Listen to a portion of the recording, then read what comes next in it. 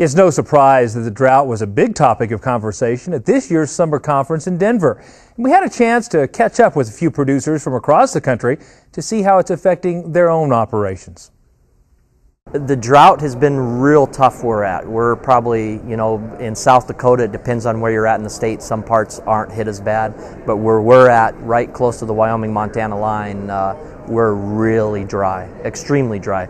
And we've gone from one extreme where we were very wet and had a great year last year to one of the driest, toughest years on record. We know a lot of folks who are really in a world of hurt. They're cutting numbers, they're starting to make plans, they've run out of grass, and they will definitely be out of hay.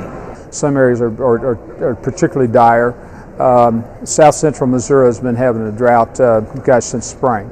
You can play marbles on their pastures and not lose the marbles. We've got spot areas where they're running out of water.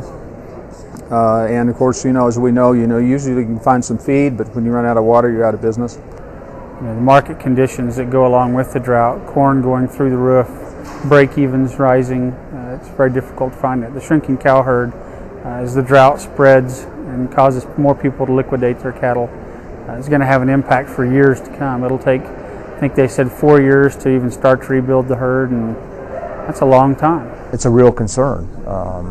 Pastures are drying up, people are using some hay or other feed source, gluten, byproducts, etc.